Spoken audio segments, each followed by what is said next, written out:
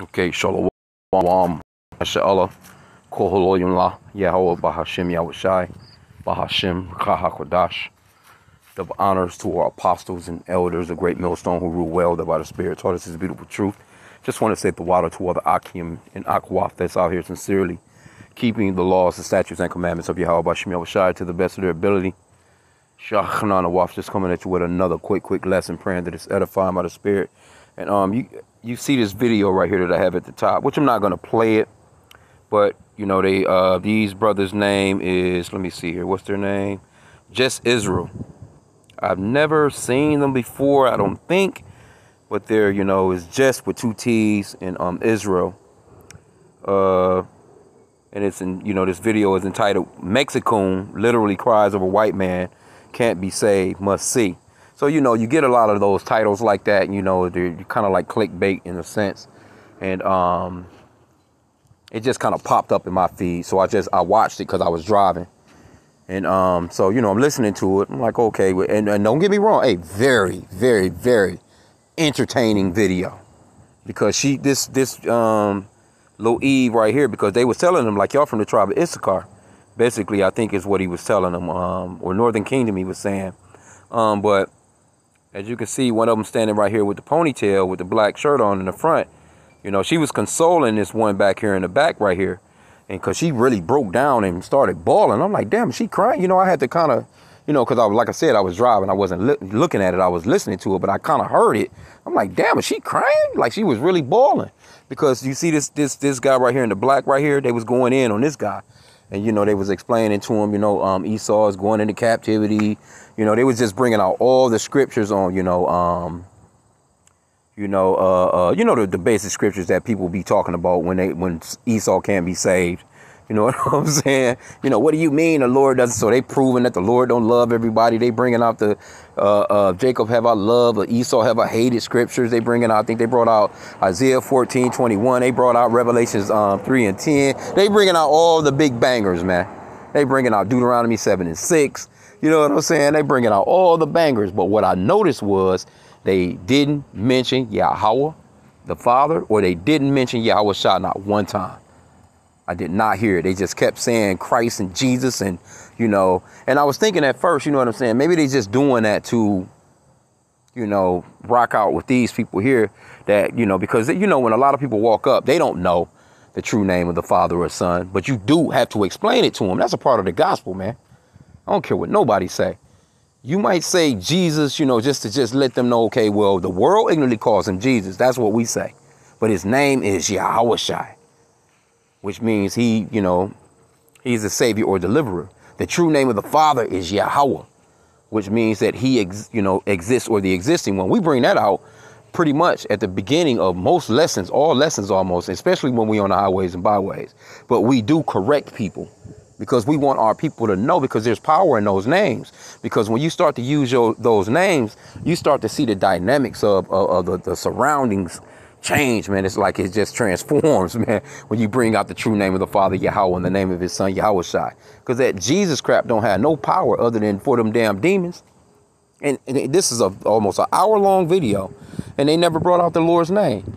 And, you know, I'm looking like, okay, so they got 2,000, look like 2,200 followers, right? Within 4 days, this video has gotten 10K views, a little over 10K views, 10,000 views, right? So I'm thinking like, okay, so 10,000 people had the opportunity to hear the true name of the Father and the true name of the Son, and you never said it. Now, if it got that many views in 4 days, just think how many it's going to have in 7, within 2 weeks, within a month, within 2 months. Because like I said, when you're looking at it, it's very entertaining. Because the guy, he's on the microphone, he's going in. You know, this guy right here, he's trying to get his point across. You know what I'm saying? But they was cutting him with the scriptures. Don't get me wrong. The scriptures was coming out, you know, but I got to say, man, I find it suspect when brothers won't say, I'm talking about you go a whole hour. I can barely go 5 minutes in the video and not mention YAHAWAH YAHAWAHSHI, man. 10 minutes, man. Come on, an hour. You go a whole hour and you don't even mention the Lord's name. You don't even correct the people. You telling, because they like, we love y'all sisters. Y'all are sisters. Well, he's an Edomite. Okay, well, why you ain't letting the sisters know what the true name of the Father and the true name of the Son is, right? So I just found that to be suspect. But let's just, because these guys, man, hey, it's elders with like 10,000, 12,000 subscribers, man, and they don't get nowhere near no goddamn 10,000 views, man, and especially not in 4 days. It take some of these videos that the brothers be putting out, man, it take a year to get them type of views, unless it's just a hot topic, like something that just goes, something that'll just blow through, when certain things are going on, it might pick up some steam. But this kind of remind me of Watchmen for Israel, like WFI, man. They can put up a video today, man, and that shit, come on, or Sakari, they can put up a video today, man, and within a week it's got 30,000 views. But it's all, to me, clickbait. It's all, that entertainment. Like, yeah, because like I said, when I was watching the video, yeah, it's highly entertaining. And I actually left a comment in their comment board. I was like, yeah, real entertaining video. I said, but I noticed that you didn't mention the Father or the Son. So I've been, looking for them to kind of hit me back. You know what I'm saying? Maybe they'll comment back. But I mean, some of these dudes, they just out here and they don't really believe, man. Really, it's people like this, man. They'll go out here and you'll think that they all about the scriptures, and they antichrist, man. They antichrist. They're anti the Father. They're anti the Messiah, man. They're anti the Mashiach, man. You see? Anyway, now I pulled up a few things, right? Matter of fact, let's go into the scriptures real quick. Let's see how we're gonna rock with this. Because let's get this scripture right here. Let's go off into Proverbs chapter 30 and verse 4.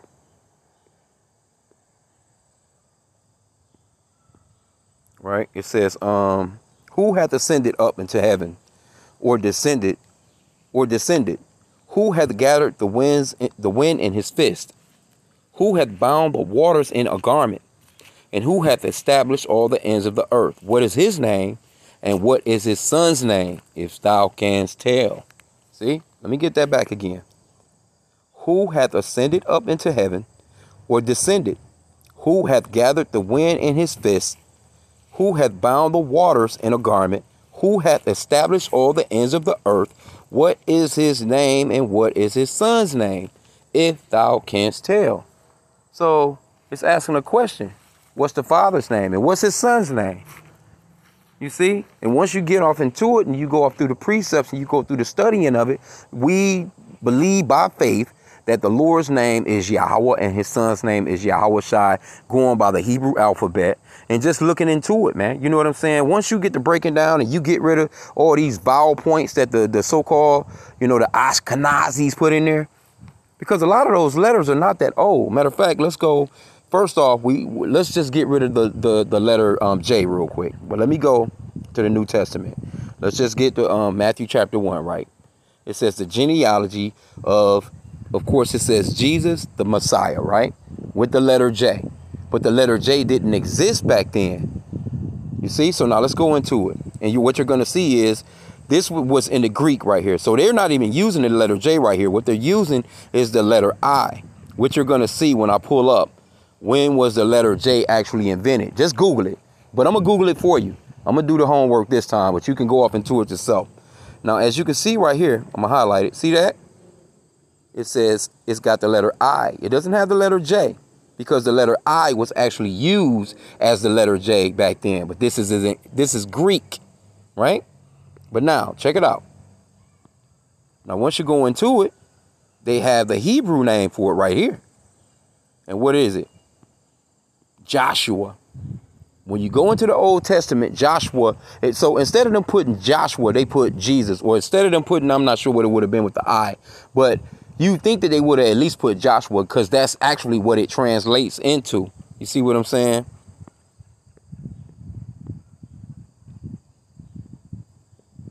So let's, and all the letters are there. But like I said, you see these little vowel points, you see these little dots.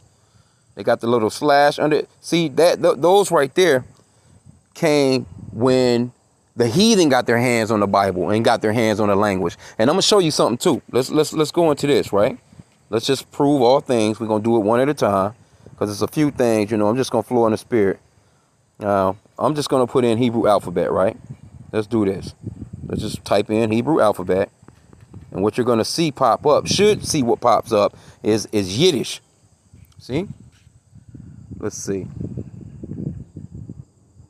Yep, and they have it too. Let's see here. Let's go off into this. Let's see what this is. Okay, so here you go, right? It explains it. It says the Hebrew and Yiddish. See right here where they have Yiddish in blue for a link, and I'm gonna go to that link, and you're gonna see exactly what Yiddish is. So why doesn't it say just Hebrew? It says the Hebrew and Yiddish languages. So it's two separate languages. So the language that the people over in Israel speak is not actually Hebrew. It's actually Yiddish. And they're going to tell you. It says the Hebrew and Yiddish languages use a different alphabet than English. The picture below illustrates the Hebrew alphabet in Hebrew alphabetical order. Note the Hebrew is written from right to left rather than left to right as in English. So Aleph, which is the letter A basically, is the first letter of the alphabet, and Ta is the last. The Hebrew alphabet is often called the Aleph-Bet because of the first two letters. Okay, so now check it out. Let's go to the link Yiddish. Here you go. Here's the link Yiddish right here. See, they tell on themselves. And the scriptures talks about, matter of fact, we can get that. Let me get that real quick, and I'm going to come right back to this. Because Esau will tell on himself. It's just that you got to pay attention. You got to see this, man, because he'll put it out there. But you know what? Jake don't really read like that. Jake don't study. Jake don't go into these words, man. But see, what's happening is in these last days, the Lord is putting it on his men to go into things like this so our people can see it, and then they can learn it themselves. And then that's a tool or a weapon as far as the scriptures to go out on the highways and byways with and push it right in their face, because a lot of them don't know. They don't even know their own stuff, man.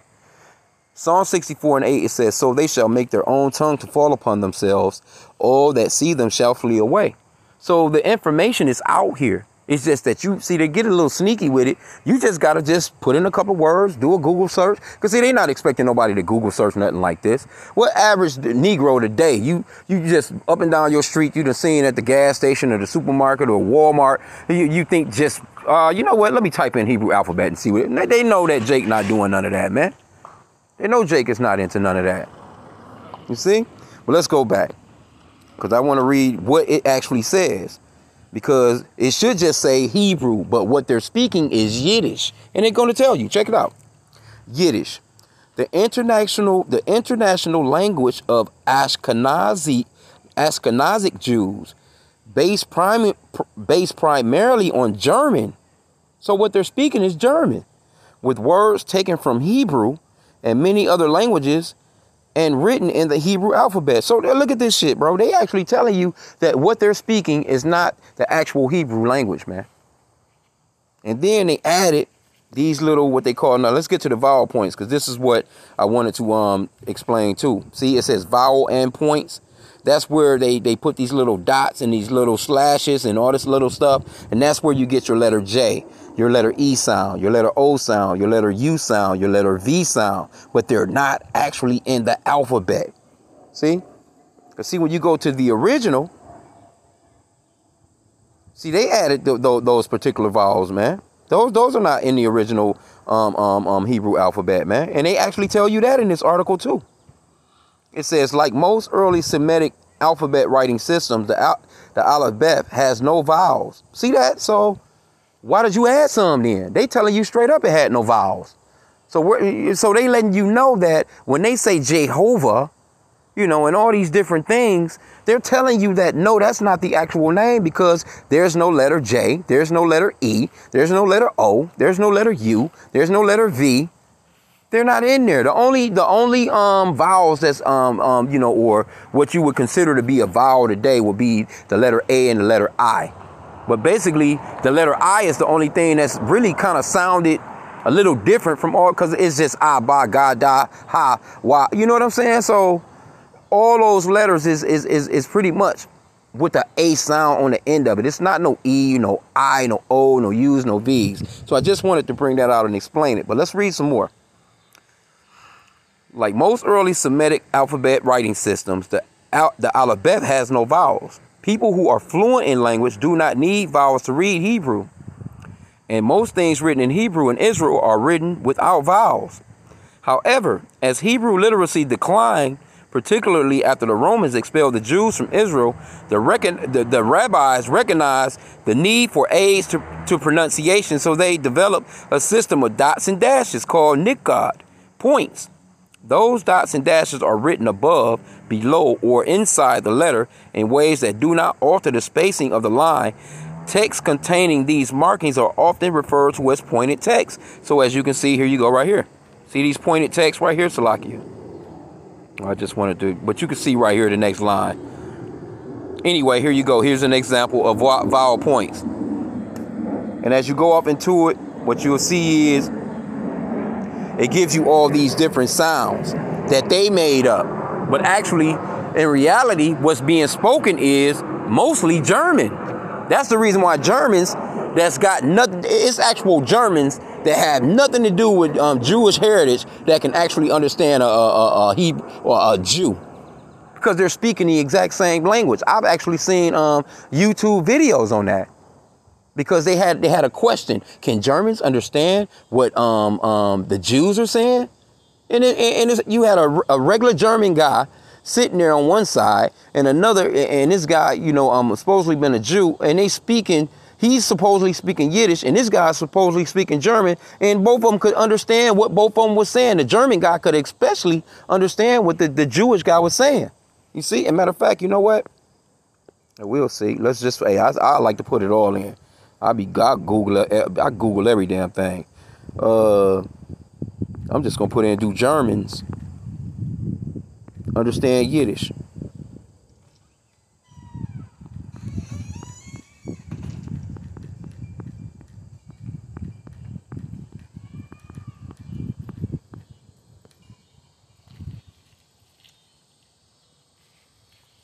Oh, here you go. It says yes, depending on their competence with other German dialects, especially southern ones. It's like understanding any other dialect that has some foreign loan words you don't know. Once you get past that part, the part where they use different vowel lengths in middle or some words or swallow them, it's really quite easy. So the Germans can understand Yiddish because it's actually German that they're speaking. So see how slithery that is? See that? See?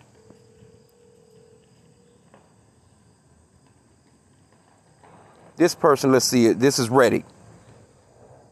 Let's go off into this real quick. I don't want to keep this long. It says, Slovakia. Let me just continue here. It says, I am a fluent German speaker and recently watched a series that was mostly in Yiddish. I knew Yiddish is Germanic, but I did not expect to understand so much of it. I found myself constantly forgetting to keep an eye on the subtitles because I would often understand entire sentences without even concentrating. See that?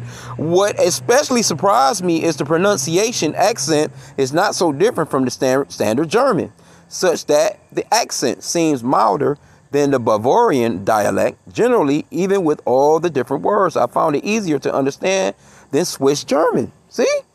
So here you go. You got a German that's sitting there that's actually able to understand Yiddish, which supposedly be the Hebrew language. And these people telling you straight up they're not even speaking Hebrew. They're speaking German, Slavic, / a couple of other things, and then put their own thing together. Because what was the need? If this guy, this rabbi, felt that the 70 AD, that people was losing their language, why didn't they just keep it original? Because it was easier. It was way more easier to understand and way more easy to speak. And then they get to talking to you about, yeah, we can't say the Lord's name. That's another thing, man. Matter of fact, let's put that in. Let's see what that has to say. Let's see what they have to say about that. Because the Lord is saying, call on him. How you going to call on somebody if you're not calling on the name? Let's just put in, why do Jews, or why don't call on the name of the Lord? Come on, bro.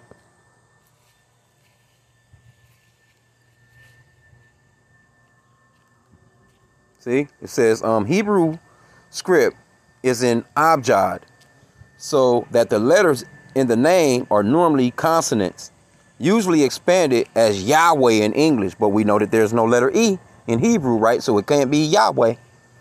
Modern rabbinical Jewish culture judges it forbidden to pronounce this name. In prayers, it is replaced by the word Adonai.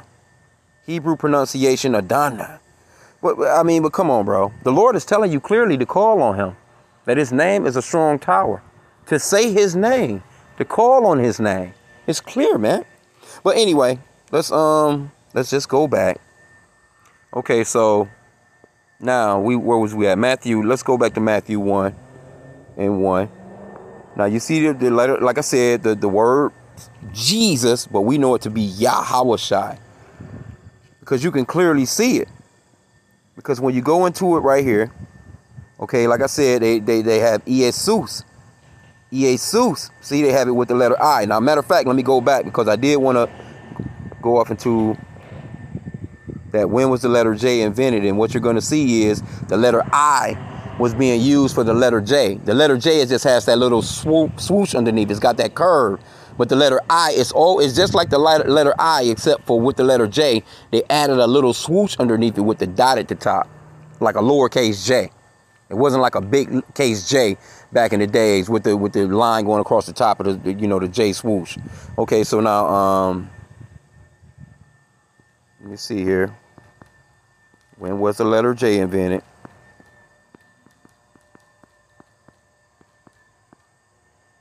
See, all this stuff comes to light once you go off into it.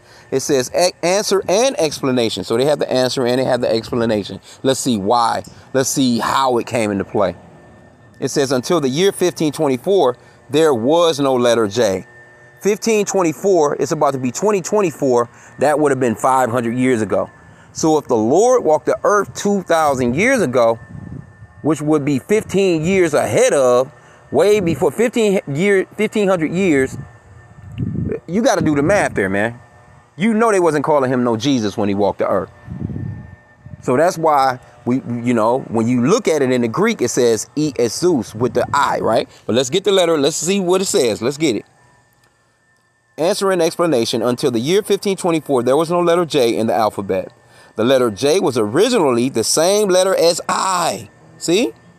The father of the letter J is Gian Giorgio Trocino, an Italian author and grammarian who lived from 1478 to 1550. See?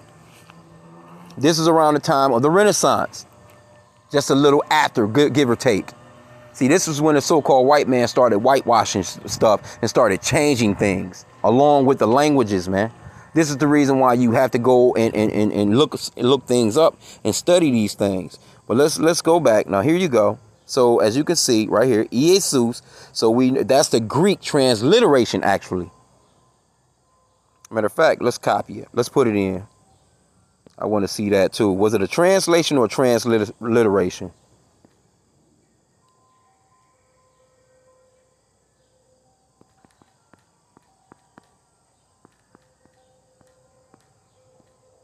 Because a translation and a transliteration is a huge difference.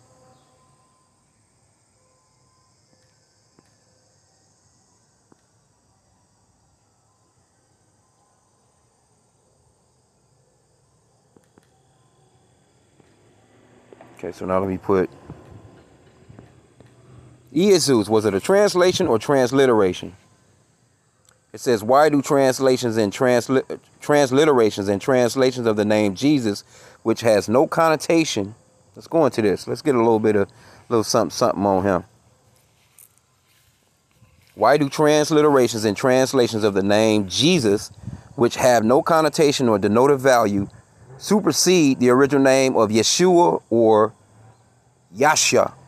Yeshu. See, we know that it's not Yeshua because why? There's no letter E, there's no letter U in the Hebrew alphabet. There's no letter U. So we know that these names right here are not the correct names because there was no letters like that in there or those sounds before these people that speak in this German Yiddish put them there. So it's not the original Hebrew, man. It says, which Acts 4:12 says we must be saved by. Let's see. Anyway, let's see what this one says. Let's see here. Come on, man. I ain't want to go through all that. Let's go back. Salakia. They're not giving that direct. Oh, you know what? I could have probably kept reading on that. Salakia. Let's continue reading. Let's see what they got to say. Oh, man, that was some bullshit.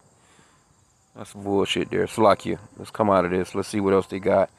I mean, we can look up.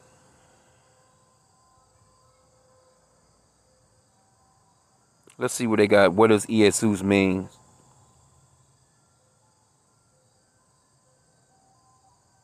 Yeah, they got a bunch of shit there too.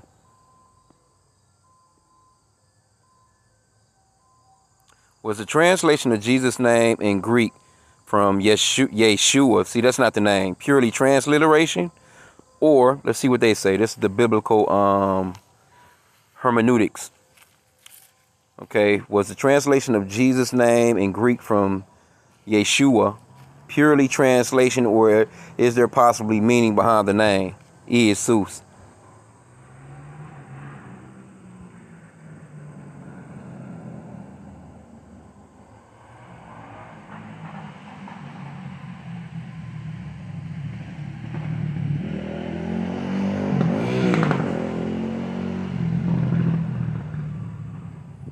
It's not given, let me see here.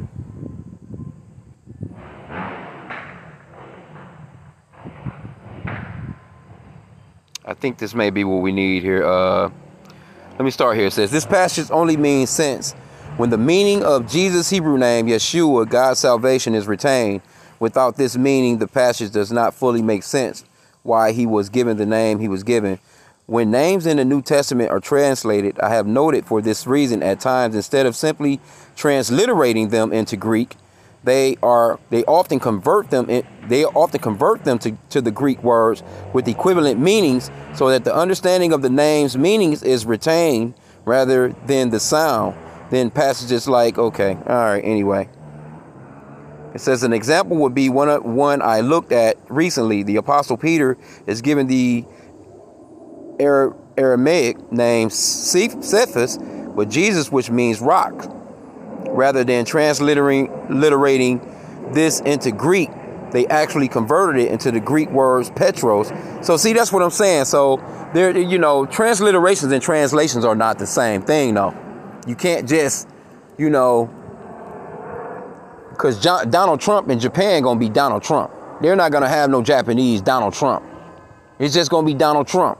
That's his name. Wherever he goes, I don't care if he goes to Korea, if he goes to the Philippines, if he goes, it's just gonna be Donald Trump. They gonna Donald Trump.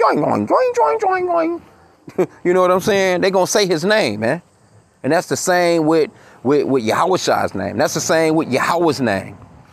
And when you're going into the Hebrew, it gives you, matter of fact, let's just go back, because I wanted to get some more. I don't want to keep the lesson long. We already 30 minutes in. I done kind of, you know. Anyway, we know that this Jesus, this Greek transliteration is not the name of the Lord. Because first off, he wasn't a Greek. He was an Hebrew from his respective tribe, which is Judah, or YAHAWAH, because there was no letter J, right? So now, when you go into it, Salaki, let's go into it. His name, right? And what you see right here is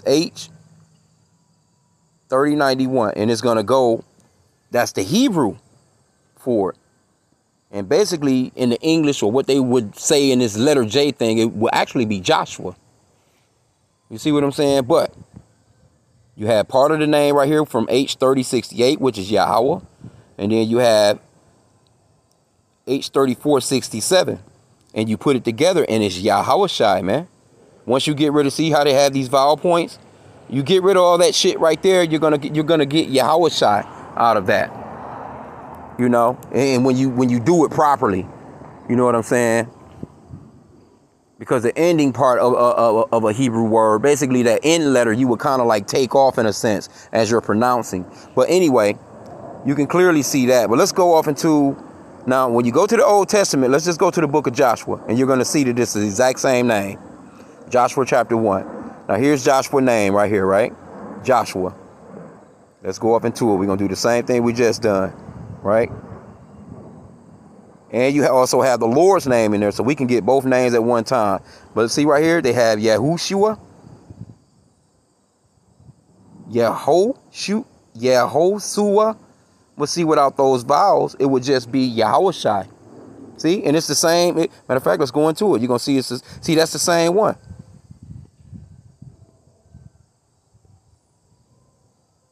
See it? Same thing.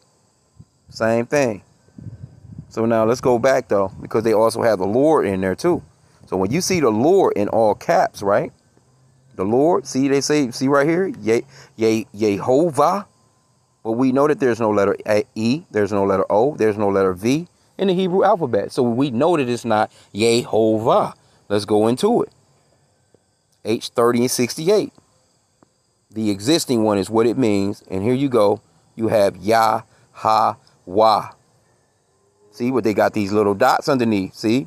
And that's where you get those E sounds and those O sounds and those V sounds. Those were not originally there.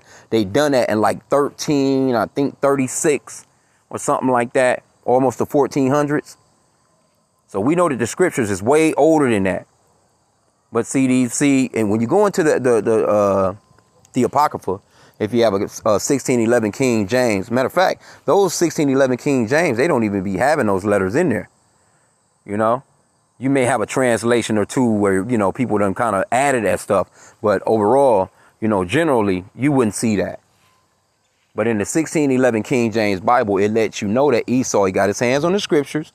He started whitewashing shit. He started, you know, painting over the so-called black faces of the pictures, you know, and tinting them white and, you know, trying to make them look like their images. Scriptures actually says that they would do that.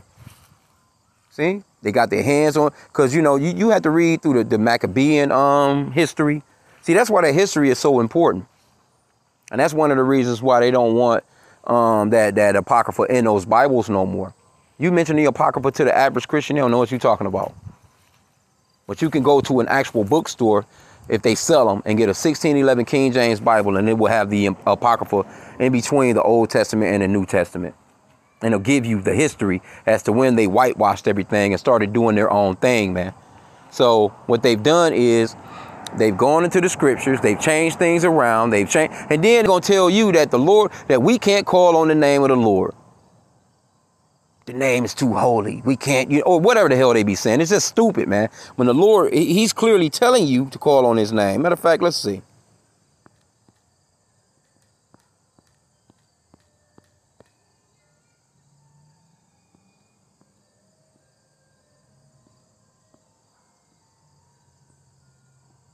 Matter of fact, you know what? Let's put it in.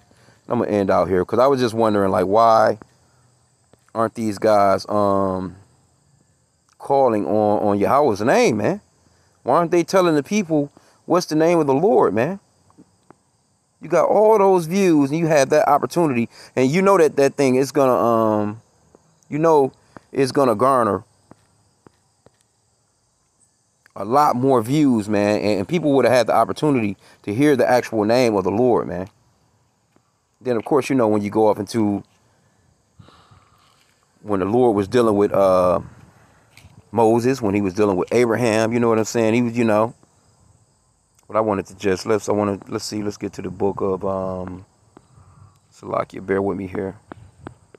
I probably went too far. These names are very important, though, man.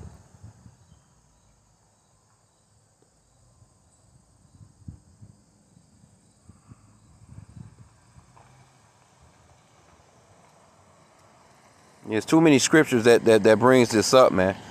Isaiah 24 and 15, it says, "Wherefore glorify ye the Lord, Yahweh." So when you go into it, you see it's all caps. You know that it's going to say Yahweh. It's not going to say Jehovah. It's not going to say Yehovah. You know what I'm saying? Yehovah. You see? It says, wherefore glorify ye Yahweh in the fires, even the name of the Lord God in Israel in the isles of the sea. So you're supposed to be glorifying the name of the Lord. How you going to do that if you're not calling on him, right? It says, O Lord, this is Isaiah 25:1. O Lord, thou art my God. I will exalt thee. I will praise thy name, for thou hast done wonderful things. Thy counsels of old are faithfulness and truth. How you going to praise his name if you don't know the name? When clearly the name is right there in the scripture.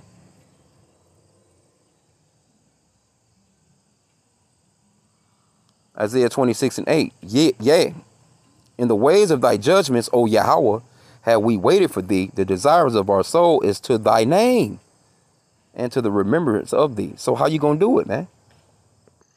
Okay, it's lock here. Let's get this Isaiah 20. Let's get this 26:8. It says, yea, in the way of thy judgments, O Yahweh, have we waited for thee. The desires of our soul is to thy name and to the remembrance of thee. See? Let's get this 26:13. It says, O Yahweh, our God, other lords besides thee. And that's lords with a lowercase L. See? That's lowercase lords. See, in all caps, it's Yahweh, like what you see right here in the red right here. O Yahweh, our God, other lords besides thee have had dominion over us, but by thee only will we make mention of thy name. So the name was being called on. We was calling on the name. You got it's these people over there in the land that's claiming to be the people that's you know, because the scriptures talks about how the name of the Lord is dreadful to the heathen. You see?